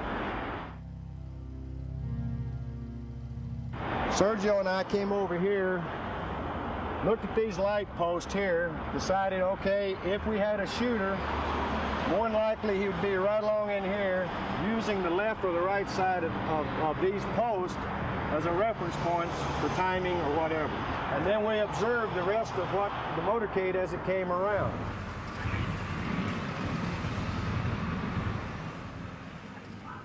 The time we're in the parking lot back near the railroad tracks, back of the Grassy Knoll. As a matter of fact, we can't even see the motorcade. The President's car is now turning onto Elm Street, and it will be only a matter of minutes before he arrives at the trademark. Motorcade come down, I believe that's Main Street there, come down on Houston, turn back around onto Elm there, and come down that little side drive there. Oh, when it come down and made its first right, that's when I brought the weapon up. And then I'm over the fence, and as they come down, made the turn on down there, that's when I started focusing through the scope and following the car. And we noticed a lot of commotion as it started coming into view. And then the shots came out, and that's when all hell broke loose. I've got this sign there for the Simmons Freeway that is fixing to come into my field of fire. As far as I can see at this point, the President has not been hit in the head at this time. I've seen the body lurch. I know he's been hit. How serious, I don't know. But my last instructions was we're going for a headshot. If you have to take a shot, take it, but don't fire unless it's a necessity, unless you really have to. Well, I was aiming for his right eye, which to me is the left side of his head looking head on. But for him, it would be his right eye. And when I pull the trigger, I'm right in on it, and it's almost like looking 6 feet away through the scope. As I squeezed, take off my round, his head moved forward, I missed, and I coming right along the temple, just right behind the eye. I fired one shot only. And at this point right here, I remember seeing Kennedy's head going way back like that. To me, what I believe is, and I did not see, let me clear the fact now, I never saw Mr. Nicoletti shoot Kennedy, but I know he was the man in the Dowtech building, the man supposed to be doing the shooting. Therefore, the head started forward. As far as I'm concerned, Mr. Nicoletti hit him at that point. As I squeezed off my round, the head started forward, I hit it and blew the head backwards. And Sergio turned to me, he said, "Oh my gosh, we effed up. Let's get the hell out of here." And so at this point, I turned like this, and then made a step to come up and around, and Sergio was about right along here, and we went up here. There was a gentleman down here in a parked car, a truck. As we got to about this area, he hollered something to Sergio. Sergio was maybe a little bit down. He says, "It looks real bad." And then we continued to proceed up through this way, just casually walking like we were going to go back over where the crowd was congregating, going to that section right there. There was a few congregation up there at the deal. I looked back once or twice in time to see the limousine go under the triple underpass. It appears as though something has happened in the motorcade route. Something, I repeat, has happened in the motorcade route. Stand by. We continued on over here, and this picket fence was up, and there was a little opening right through here. And when we got to this point right here, we did smell gun smoke. And we felt that maybe that gun smoke had drifted because of the north wind across here for the time span it took us to get from the light post to this intersection right here. We definitely picked up a good solid smell of gunpowder. The minute all these shots were fired, we knew that something had gone awry. We didn't know why, but from all the screaming and carrying on, we knew that there had been one hell of a bad incident. And at that time, it ran through our mind that, hey, we've gotten ourselves into something that's way over our head. So I hot-footed it through, scooted under the train, went over to the other side, encountered Harrelson and Montoya. We searched out for the car, which was not too far from the engine, climbed in it, closed the door, and sat there in silence.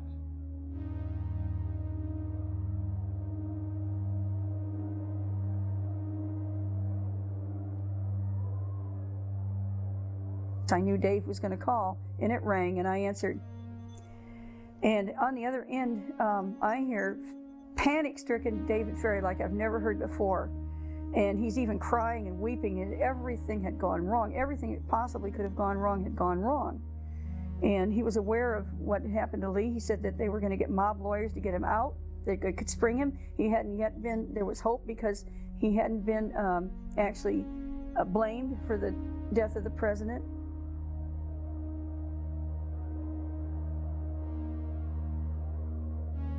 Then suddenly, they opened the door, and there was a whole pass of police officers there, shotguns, everything else.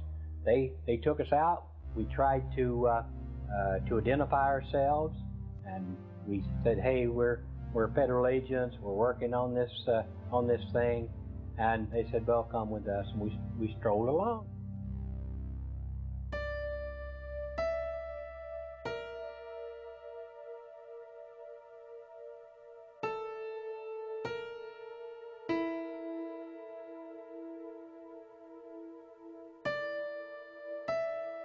News reports were constant about the assassination, who had been shot.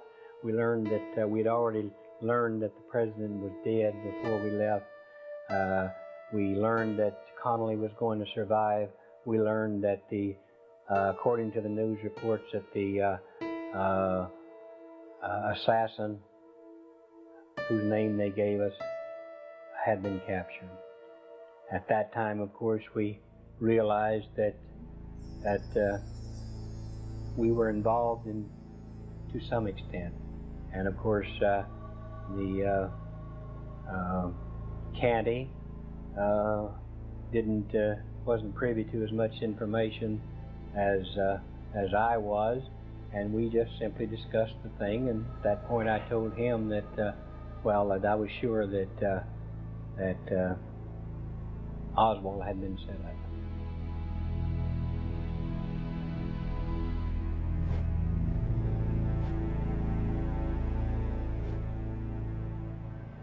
Sergio and I at least felt that we went into a board, or with a team to a board. However, with the view of the fact that the people that was on board that aircraft and the contact that I'd had with organized crime in Miami and Nevada, and the people that were on board that aircraft at that time, I don't rule out the possibility that we could have possibly flown the attack team in. Over the years, I've tried to sidestep that issue. I haven't came forward and came out too public about that. And I thought I'd let the investigators do their work, which obviously nowadays they have done some fantastic work. I have been looking into the assassination of JFK, have tried to verify Files' story. A lot of that story I have been able to verify. We first of all get an inkling in 1992 with Chuck Giancana and his son, Sam Jr., in their book, where we have a very clear picture of Sam Giancana's involvement in the assassination.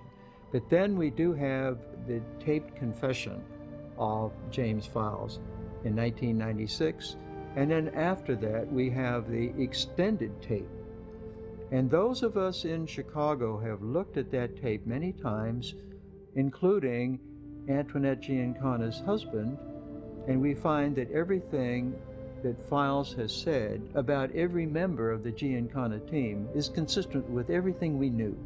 In fact, there are many, many facts that I have learned from James Files in his confession, and I have never found a single time that he had lied. I was in the motel, the Lamplighter Inn in Mesquite, Texas, that he said he stayed in prior to the assassination and during the assassination and left. The House Select Committee in 1978 went back to Dallas, Texas, and conducted a series of acoustics tests based on the open mic of the motorcycle cop in the caravan that day of Kennedy. And basically their conclusion was that there were definitely 4 shots, that there was one shot from the Grassy Knoll and you can go to the exact spot where the shooter took the shot. And what's interesting about where they say the shot came from is exactly where Files stated he was standing. And exactly at the same spot of a, I wouldn't want to say figure, in the famous Mary Mormon photograph. If you would enlarge that as much as you can without losing what you can see, there's something there. There's something there that shouldn't be there. And that's exactly the same spot the house, or the acoustics test supposed to shoot is exactly where Files said he was standing. So it has to be something. And this particular photograph was taken exactly split second after Kennedy got shot in the head. During his interviews, Files spoke of a .222 shell casing he ejected from his Remington XP-100 Fireball, an experimental gun Files said was given to him by David Atlee Phillips. A Texas man named John Rodemaker and his son discovered this .222 caliber shell casing on the Grassy Knoll in 1987. I found the first shell casing 6 feet towards the end of the fence and 6 feet off the picket fence, right before the stairs goes down to Elm Street. The dating of Rodemaker's findings is corroborated by anthropologist Gary Hughes, who stated that according to archaeological dating techniques, the shell casing is consistent with a 1963 deposition date, and by the manufacturer's markings on the casing, which indicate the date of production being before 1971. I took this shell casing as it come out to the briefcase, closed the briefcase up, and as I stood up, I did something I shouldn't have done, but I did do it. I took the shell casing, I bit down on it. I took it out and I looked at it, and I set it on the stockade fence. And there was an indentation from my teeth on the shell casing, on the ridge, by the orifice. Mr. Nicoletti would laugh at me when I do things like that, and hey, you know, we gotta let them know what they got here for, you know. To me, it was a symbol. Say it, calling card, trait, whatever you want to do. He used to laugh at me over it. He told me, Jimmy, just you do the job, you do it, and forget about it. If he would have known I did that in the Dealey Plaza, right now he's probably turning over in his grave for me doing something that stupid. In 1993, Dr. Paul G. Stimpson, a dental forensic expert at the University of Texas at Houston, wrote this letter concluding that marks on the .222 shell casing were indeed human dentition teeth marks. He identified the teeth as the right central and lower right central incisors. Since there has never been any publicity on the dents in the shell casing, and nobody knew what they were, it is impossible that James Files could have known that a dent mark was on the shell casing, unless he put it there himself. There's another line of evidence also for this shot to the right front, and that comes from one of the technicians at the autopsy. After the autopsy doctors were done, then the morgue personnel came in and tried to restore Kennedy to a presentable appearance, and apparently they were quite successful. But Tom Robinson, who was one of these technicians, describes how he saw a small hole in the right forehead near the hairline. He had to plug this hole to keep the embalming fluid from coming out. That's pretty striking. So we have multiple lines of evidence, the x-rays, the photographer, Tom Robinson. We have even some clues from Parkland itself that there was a bullet entry wound in the right forehead. So we have this whole sequence of events strongly suggesting, particularly the x-rays, that there was a shot to Kennedy's right forehead from the front. So none of that information, none of that evidence was in the official autopsy report, and it was not in the Warren Commission report. So I'm quite convinced today that Kennedy was in fact hit twice in the head. Once from the right rear, just as the official report says, but then after that, he was hit a second time in the head from the right front, the bullet passing right at the hairline above his right eye. So that's probably the major disagreement on the headshots, that there were 2 instead of 1 in the Warren Commission report, and that one of those shots to the head came from the front. Further evidence from an article by Dr. David Mantic sheds new light on the case and support Files' claim that he was the shooter. Mantic claims that the X-rays of Kennedy's brain and skull fragments indicate traces of mercury. Files says he fired the fatal shot with a mercury round. Furthermore, Files' story can be verified by the confession of Chauncey Holt and the corroboration of the activities surrounding events at Dealey Plaza. A lot of Chauncey Holt's story is verified with witnesses in Dealey Plaza, as far as the station wagon he was driving being sighted by the witness in the top of the tower at the railroad yard. James Files stating that Chuck Nicoletti was in Dealey Plaza that day. Files' confessions came before Chauncey Holt's revelations about driving Nicoletti to Dallas, so it is impossible for Files to have drawn upon Holt's story or Tosh Plumlee's account of flying Johnny Roselli and his mission to abort the assassination. Files could not have either spoken to them or read their confessions. Files' story is based on his own memories about the assassination, and it is corroborated by both Holt and Plumlee. This cannot be a coincidence. Jimmy Files had pinpointed precisely events that led up and chronicalized him being there and things that could only be determined later on. Those things, to me, support it. Other than that, it too is perhaps my 40-year friendship with Jimmy.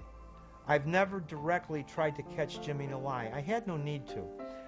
He was a friend that came forward and over time has told me numerous things, none of which has ever been countermanded, none of which was ever proven wrong, and I never sought this. Now, concerning the 3 tramps who Lois Gibson works for the Houston Police Department and is probably the most respected forensic artist and facial expert in the world. She's been awarded a notation in the Guinness Book of World Records for the highest crime-solving rate based on composite sketches. She identifies Chauncey Holt as one of the arrested tramps who were released by the Dallas police. She also verifies Holt's claim that he was present when Lee Harvey Oswald distributed flyers in New Orleans. Several individuals have been wrongly accused of having been the tramps. Possibly some of them deserve to be accused of that or something else. And I specifically referred to someone like Frank Sturgis, who incidentally ran afoul of the law for something else and ended up in prison. Howard Hunt, that was falsely identified as the person that I claimed to be. You see there's a lot of mystery surrounding the assassination. I felt that my information is from a point of view that would probably, if I am believed, it would lay to rest these ideas that Jack Ruby and Lee Harvey Oswald were just nuts that passed in the night. And that I always felt a sympathy for Oswald. And I just don't feel it's right that he would be, or his children, should be stuck with that stigmatism, that's all.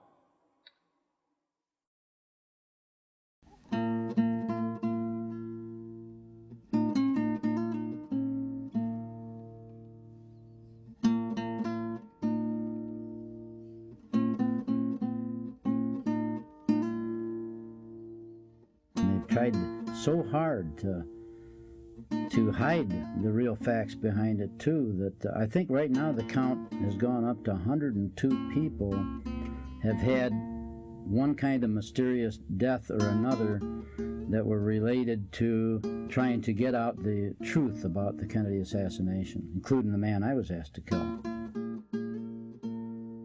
After reviewing all this information, I must admit that I tried to hold myself independent of my emotions. I counseled Zach to do the same. But it is difficult to so insulate yourself that the humanity within me and within Zach are hurt. I'm hurt. And it's a difficult thing to mentally deal with. But I can only see the solution for all of us is the truth, the facts. It's important to find the truth about who murdered the president because there was an official governmental investigation. And it seems to me as one humble American, very proud of being an American, that when the government investigates who assassinated our precious president, that we find out.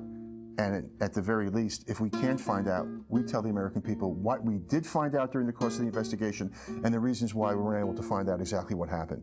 And that should have been done, and it wasn't done. And since the government was involved in trying to find it out, it remains very important that the truth be told to the American people. To my personal way of thinking, I think the state of Texas, perhaps the Attorney General, should impanel a grand jury with all the legal power and authority of a grand jury to at least satisfy their legal jurisdiction of a murder case. This grand jury should have the authority to go after whatever information is necessary to gather, whatever witnesses need to be interviewed, and charge whatever people, regardless of their station in life, with violations of any crimes that may have been committed. And it basically let the chips fly where they may.